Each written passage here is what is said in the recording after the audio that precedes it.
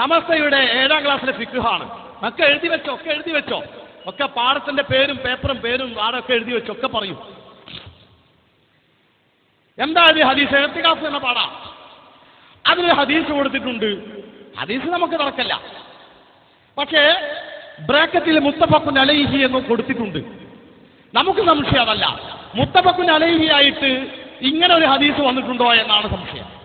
അതുകൊണ്ട് ശ്രദ്ധിച്ചോ എന്താ ഇവിടെ കൊടുത്തത് എന്ന്. വകാന സല്ലല്ലാഹു അലൈഹി വസല്ലമ യഅ്തകിഫു ഫിൽ അശ്രിൽ അവാഖിരി മിൻ റമളാന. റമളാൻ അവസാന ദിവസങ്ങളിൽ പ്രവാചകൻ നബി സല്ലല്ലാഹു അലൈഹി വസല്ലം ഇഅ്തികാഫിരുന്നു എന്നാണ്.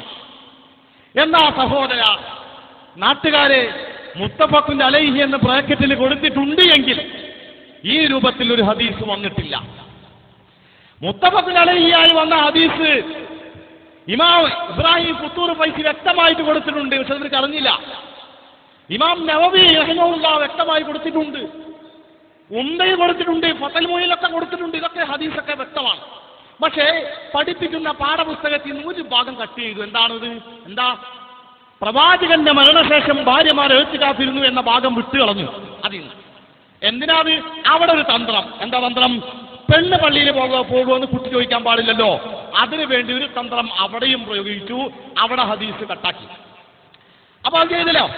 എന്നിട്ട് ബ്രാക്കറ്റിൽ മുത്തഫഖുൻ അലൈഹി കൊടുത്തു. വല്ലാഹി തമ്പുരാൻ തന്നെ സത്യം, മുത്തഫഖുൻ അലൈഹിയായി വന്ന് പറഞ്ഞൊരു ഹദീസ് എങ്ങനെയാണ്? ആ ഹദീസ് മൊത്തം ഞാൻ വായിക്കാം. വകാന സല്ലല്ലാഹു അലൈഹി വസല്ലമ യഅ്തകിഫു ഫിൽ അശ്രിൽ അവാഖിരി മിൻ റമളാന ഹത്താ തവഫാഹു അല്ലാഹു തആല സുമ്മ യതകഫ അസ്വാജുഹു മിൻ ബഅദിഹി. ദാ ഹദീസ്. എന്നിട്ടാ മുത്തഫഖുൻ അലൈഹി. പക്ഷേ ഈ രൂപത്തിൽ ഹദീസ് ഉണ്ട്. നമുക്ക് ഹദീസ് എന്ന് കൊടുക്കുകയാണെങ്കിൽ നമുക്ക് തർക്കല്ല. മുത്തഫഖുൻ അലൈഹി എന്ന് പറഞ്ഞ് ഈ പാവങ്ങളെ പറ്റിച്ചു. എന്നിട്ട് മൊത്തം കൊടുത്തോ? കൊടുക്കില്ല. കൊടുക്കാത്തത് എന്താ? കാരണം എന്താ? അതിന്റെ പുറകിൽ ഒരു കറുത്ത കൈകൾ ഇവിടെ പ്രയോഗിച്ചു. കാരണം പെണ്ണ് പള്ളിയിൽ പോകാൻ പാടില്ല, പെണ്ണ് പള്ളിയിൽ പോകാൻ പാടില്ല. അതിന് ഉപരോധം ഏർപ്പെടുത്താൻ വേണ്ടി മാത്രം ഒരു പാഠം വിനിയോഗിച്ചതാണ് ഈ പണ്ഡിതന്മാർ.